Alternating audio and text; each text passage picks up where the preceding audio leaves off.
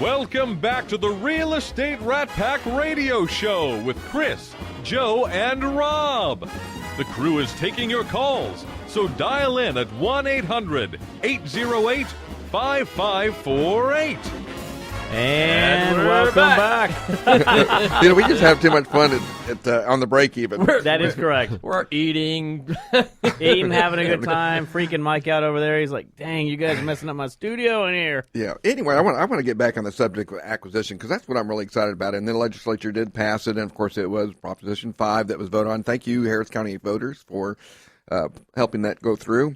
It makes a lot of sense, and it's something that is new and a new way to acquire property. So I hope that it's a huge success and it's going to give people a lot of options. And so what do you think your amount of your business is going to be acquisition versus what you have been doing? Well, that just remains to be seen. I think it's just going to be an education process. Once people become aware of it, I think they're going to be excited. And once your colleagues become aware of it too, I think realtors are going to be excited because it's an additional way for realtors to sell houses, and you and I are aging baby boomers. I don't know what you're talking about. And I thought that just for men might hide that. Right. But we're either like eligible for this program or soon to be, and there is the number that falls in that category is increasing every day, and many of us have not saved as much as maybe we would have liked to.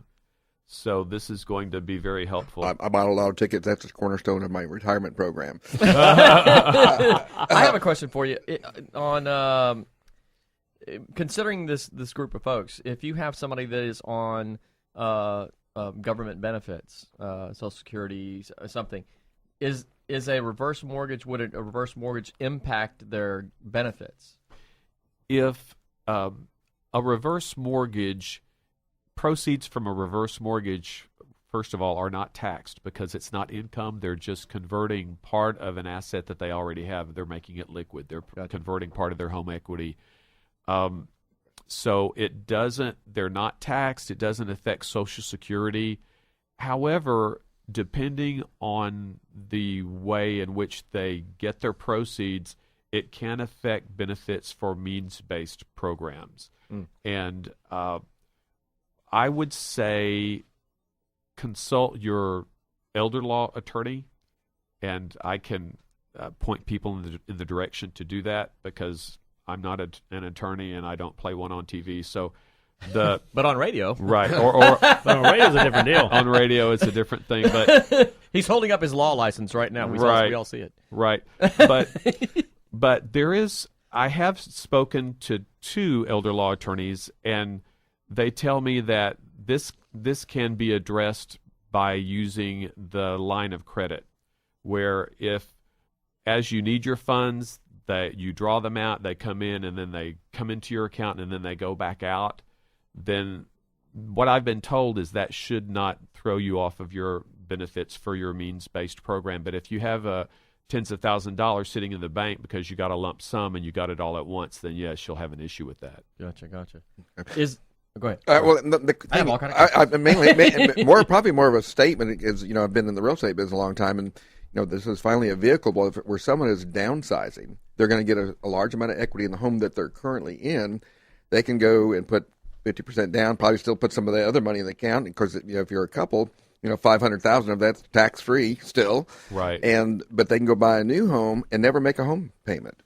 Right. And one thing that what I've read from where this is happening in other states, builders have found that I saw an interview with one builder, and he thought, well, I thought people were going to use this as a budgeting thing or to help them qualify. But what I found is they'll buy more home, they'll upgrade, they'll choose the upgrades, they'll put more into their home because they're able to do that now that they don't have to make the monthly principal and interest payment. Well, this is obviously a subject that a lot of folks are curious about. We've got another call, Gary, so we're going to put on the headphones and... Not yet. That's what I get. Soon. Yeah. That's what I get for not being able to see the screen. Actually, no, he is there. It is Danny Frank is on the phone right now. Ah, okay. Danny, how you doing, buddy? Hey guys, I'm doing well. Great show today. How are y'all doing today? Doing Oh, great. Very well. Fantastic. Yourself? Of course, this is Danny Frank, doing who's our well. immediate Out, past chair of HAR, and of course he is with Coldwell Banker United down in Pearland. I want to give you a cheap plug there. Well, thank you. I appreciate that. What- Guys, what- you know, I was in New Orleans last weekend. I was listening on the iPad, and y'all got a great show going on again today, and some great things need to be talked about. So, you know, you guys are just doing it upright today. I think this is like the only other two-timer alumni here. That is correct. Yes. We've had Danny on a couple times on the show, so Yep. Great individual. yes, sir. Yeah, I've been privileged to hear Danny speak at the Deer Park Realtors networking breakfast. So I don't know if we've met officially, but I know who you are. Well, thank you. It's just the A lot of mortgage law stuff enforcement that's that coming can say down the the same. pike is just a very important thing going on right now. And you know, I was reading some stuff the other day that I think the numbers about 10% of the loans that we had last year will not qualify under the new rules now. So it's gonna be a tough fight. I would absolutely agree. You know, you're talking about the new qualified mortgage rules that went into place as of yesterday, actually. And, Right. you know, it's, you know, one of the things we've been doing a lot of training on that, and that's a very good point to bring up, Danny, is, you know, the one thing is I tell everybody, don't be scared, you know, still get out there. While it will limit some people from buying a property, there's still a lot of money out there. There's real estate's still moving at an all-time high, and there's still a lot of lending going on. And what the industry is doing, while, you know, there's things that I disagree with, what the industry is doing is trying to move to a stronger borrower, a stronger candidate to purchase a property, so that you have neighbors that are better qualified and going to stay in that home, and you're not going to risk foreclosure. So on one side of things, we have to plan accordingly. On the other side of things, from a homeowner to homeowner, you know, it's going to solidify your neighborhood. So I definitely agree. Very well. But you know, you have to get out there. You have to visit with an individual like Danny, and then Danny will put you in front of a good mortgage guy who knows their stuff generally.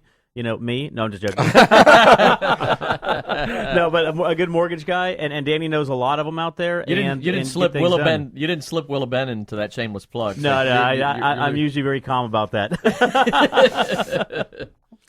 So, Danny, before we let you go, is there anything you'd like to tell everybody? You know, there's a lot of scams going on right now on all these off-site websites about properties being rented out for below market pricing. I got 3 listings that just came on the market here this past week, and all 3 of them by 3 different agents were all caught in the scam. And luckily, one of the things I'm teaching all my agents to do is to come in and really put in the Google alerts and see them as soon as we can. And if you're diligent as a realtor, you can come in and really make sure that those scams are taken down pretty quickly to keep people from getting hurt. And it's interesting, you know, our dear friend Michael Roddy had an anecdotal thing yesterday. He had a listing for a rental, and they had a call on it, and it was off of Trulia, and she called in, thought it was $950 a month. Well, it was $3,950 a month. So that means, you know, it used to be that we were worried about Craigslist. Now we see people are using the other third-party aggregators to advertise. So, yes, be very cautious out there. Well, Rob and Danny, how do those scams work specifically? Like, how does the prospective tenant get caught up in that? You want to take that, Well, Danny? what happens is the scammer will always want you to wire the money, you know, and the bottom line is hire a realtor to protect your interest and never wire money anywhere. You know, you should never have to wire the money. You bring a cashier's check to the real estate office. You know, you can double check the property owner's information. Look at driver's license. Look at HCAD. Make sure they're the one and the same. You know, if you're dealing with the owner directly and not with the real estate agent. Right. Very good to know. Very good to know. Well, thanks for that, Danny. We really appreciate you calling in. I hope things are doing well out there in Pearland. They're smoking hot. I'm headed to the office now, so. Well, good luck Awesome. today. That sounds great, Danny. Well, thanks a lot for calling in. Continue to listen, man, and let's stay in touch. We'll get you back on All soon. right, guys. Take care. Take care. And so the attorneys from Trulia don't call me. I will let you know that once Michael notified them that it was erroneous, Yes. they pulled it down immediately. Immediately. So I just want you to know that, you know, they are. Don't sue us. Well, I mean, it's a factual statement, and I Right. want people to be aware that's happening. It truly just happened to be the you know, to be the one that they used, but it's happening on Zillow and things like that. It does not happen on HR.com because all the stuff comes from realtors. Right. It's not coming from, you know, somebody who Third-party aggregators. well, they don't have to be broker or realtor, they can advertise. Right. And so that's what you got to watch out for. So, So the moral to the story is use a realtor, and you're represented that way, and you're protected that way. we can write him a check. Yes,